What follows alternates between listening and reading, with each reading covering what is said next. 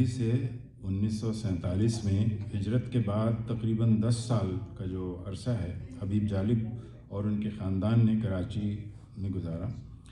جالب کی زندگی کا یہ دور ان کی شخصیت کی تشکیل، ان کی شاعری کے ارتقاء، ان کے سیاسی اور سماجی ایکٹیوزم اور ان کی شادی اور ازدواجی زندگی کی ابتدا سے عبارت ہے۔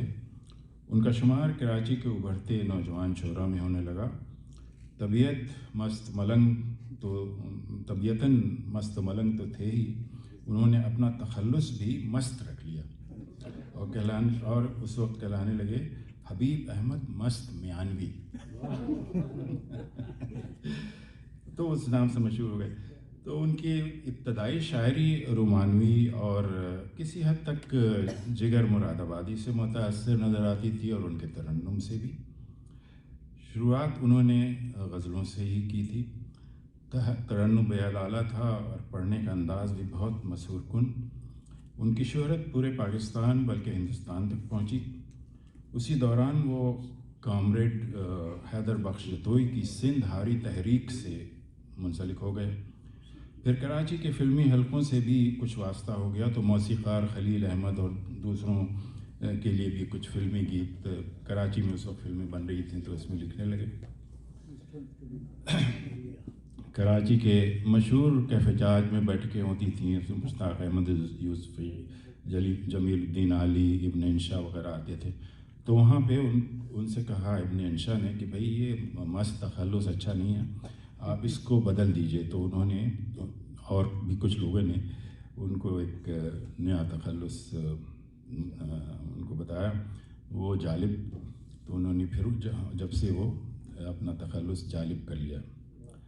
اب یہ خود تو لاپرواہ تھے، لیکن ان کی اکلوتی بہن رشیدہ ان کے کاغذات وغیرہ جمع کرتی، جو بھی شعر لکھتے تھے، اشعار لکھتے تھے، نظمیں، غزلیں، تو وہ جمع کرتی جاتی تھیں، اور اکٹھا کر کے انہوں نے ان کا پہلا مجموعہ برگ آوارہ، جو ابھی جالب 28 سال کے تھے، تو ان کی بہن نے شائع کرا دیا۔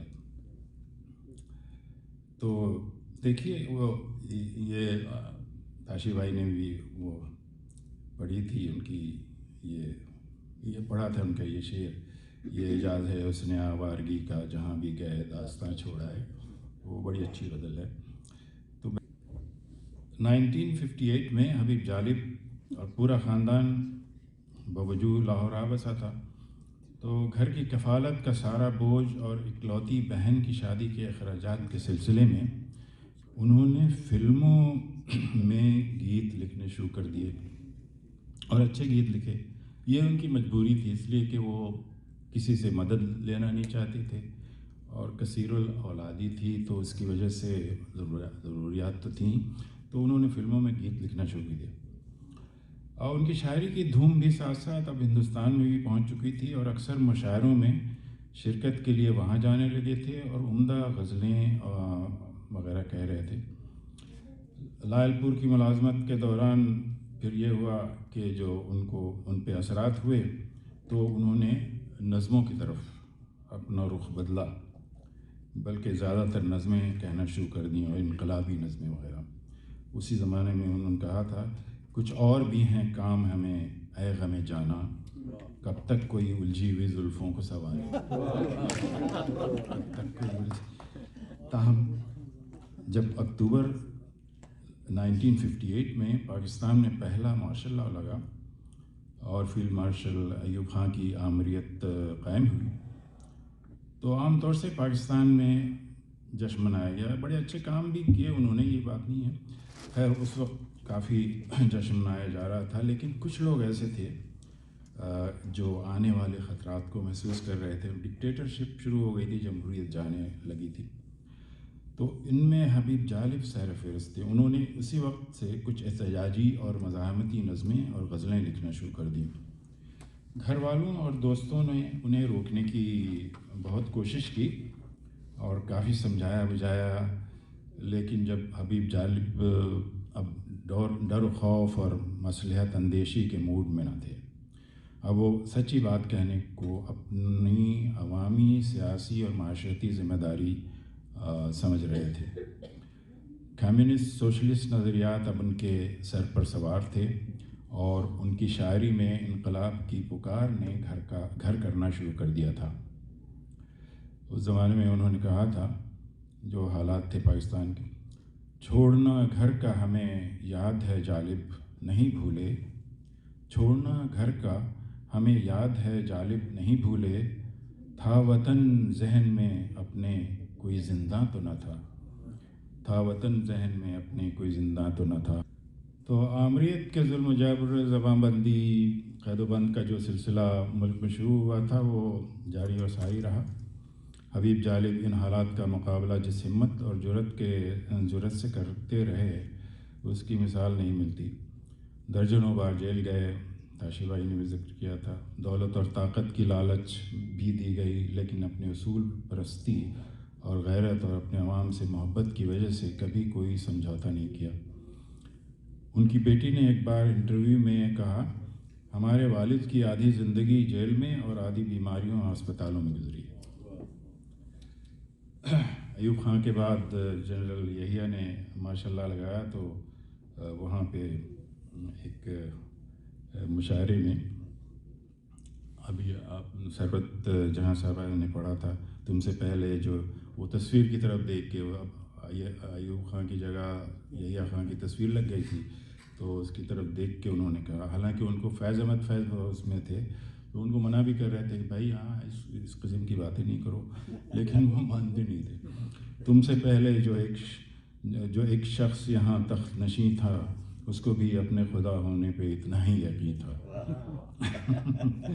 اور مارچ 1971 میں جب وہ ٹریجڈی ہوئی ہے مشرقی پاکستان یا بنگلہ دیش ہے آج، فوجی آپریشن جو ہوا تھا، تو اس کی اچھے یعنی سمجھدار لوگوں نے بڑی مخالفت کی تھی، تو اس کی مخالفت حبیب جالب نے بھی کی اور بے باکی سے بولے۔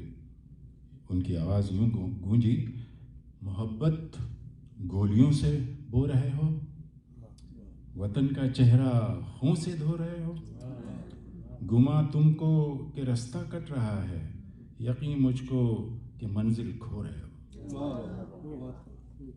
کاش ان کی آواز اس وقت سنی جاتی۔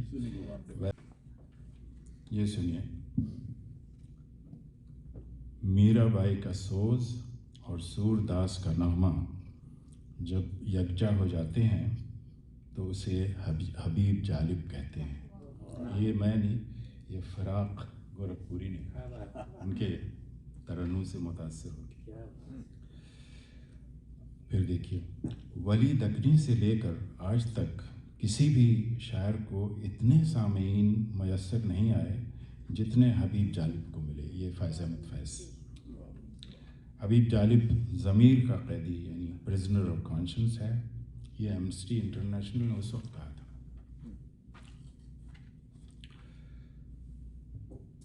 حبیب جالب کو جو ایک چیز تمام دوسرے انقلابی اور احتجاجی شعراء سے ممتاز کرتی ہے، وہ یہ کہ انہوں نے ہر دور میں ہر حکمراں سے کھل کر ٹکر لی، تاشی بھائی نے بھی کہا تھا، اور کبھی اپنے اصولوں پر سمجھوتا نہیں کیا اور نہ ہی مصلحت پسندی اور سودے بازی کی۔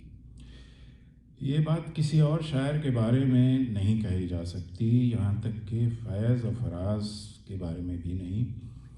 یہ میں جسارت کر رہا ہوں اس کے ایک واقعہ یہ ہے، ایک دفعہ زہرا نگاہ صاحبہ نے فیض صاحب سے پوچھا، آپ کا جالب کے بارے میں کیا خیال ہے فیض صاحب؟ تو فیض صاحب بولے، بی بی اس شخص کے سامنے میرا سر شرمندگی سے جھک جاتا ہے۔ فیض صاحب بھٹو کے دور میں کلچرل منسٹر ہو گئے تھے۔ جب بھٹو نے ایوب خان کی کابینہ سے استعفیٰ دیا تو حبیب جالب ان کے گرویدہ اور دوست ہو گئے۔ ان کے نعرے تو پیپلز پارٹی کے بڑے اچھے تھے، تو اس سے متاثر تھے وہ۔ ان کی پارٹی کے نعروں اور خیالات اور افکار سے متاثر ہو کر بہت تعریفی نظمیں بھی کہیں۔ تو بھٹو کو ایک طرح سے دیش نکالا دے دیا گیا تھا اس وقت، اور وہ جا رہے تھے چھوڑ کے ملک، تو حبیب جالب نے اس وقت بھٹو کی تعریف میں اور ان سے یعنی ایک طرح سے درخواست کی، دستے خزاں میں اپنا چمن چھوڑ کے نہ جا، آواز دے رہا ہے وطن چھوڑ کے نہ جا. تو یہ پورا چھوڑ کے نہ جا پوری نظم ہے. تو جب بھٹو واپس آئے، چلے گئے تھے جرمنی، تو واپس آئے تو انہوں نے ان کو پتہ چلا، انہوں نے ڈھونڈا کہ بھئی حبیب جالب کہاں. تو وہ کافی ہاؤس میں لاہور میں بیٹھتے تھے یہ لوگ، وہاں پہنچے وہ. تو انہوں نے بھٹو نے ان کو پیپلز پارٹی کی رکنیت آفر کی اور اونچے عہدے پہ لگانے کی بھی بات کی. تو انہوں نے یہ کہہ کر ٹھکرا دیا، کبھی سمندر بھی دریا میں اترے ہیں، کبھی سمندر بھی دریا میں اترے ہیں. میں اپنی نیشنل عوامی پارٹی میں تھے، میں نیشنل عوامی پارٹی میں ہی ہوں، بہتر ہوں اور بھلا اور خوش ہوں. لیکن جب بھٹو پاور میں آئے اور حکومت کی اور کچھ باتیں ناپسندیدہ تھیں ان کی، تو انہوں نے کہا قصر شاہی سے یہ حکم صادر ہوا، لاڑکانے چلو ورنہ تھانے چلو، اپنی خوشبو الٹانے چلو، گیت گانے چلو ورنہ تھانے چلو. اور پھر بھٹو پہ وہ کہہ بیٹھے، میں پسر شاہ نواز ہوں، میں پدر بے نظیر ہوں، نکسن کا میں غلام ہوں. نکسن اس وقت پریزیڈنٹ تھے یہاں. نکسن کا میں غلام ہوں، میں قائد عوام ہوں. وہ قائد عوام کہلاتے تھے. اسی وقت کا ایک واقعہ ہے. تو بھٹوئی کے زمانے میں ان کو بغاوت کے جھوٹے کیس میں ان کے گھر کی تلاشی لی گئی اسلحہ برآمد کرنے کے لیے. پولیس نے اسلحہ تو کوئی برآمد نہ کیا، شراب کی آدھی بوتل برآمد کی ان کے گھر سے، آدھی بھری. تو جج صاحب انور مقصود نے کہا کہ وہ کیانی، جسٹس کیانی تھے، پتہ نہیں وہ تھے یا کوئی اور، بہرحال وہ ان کو جانتے تھے حبیب جالب کو. تو وہ یہ کیس سن رہے تھے. انہوں نے کہا یہ مقدمہ جو ہے یہ جھوٹا ہے، اس لیے کہ حبیب جالب کے گھر سے خالی بوتل تو برآمد ہو سکتی نہیں. آدھی بوتل، آدھی یعنی خالی بوتل تو برآمد ہو سکتی ہے، لیکن آدھی بھری ہوئی بوتل ان کے گھر سے نہیں مل سکتی. تو اس لیے یہ پلانٹ کیا ہوا ہے، آدھی بوتل پلانٹ کی ہوئی، وہ ان کے یہاں بچتی نہیں تھی. تو بہرحال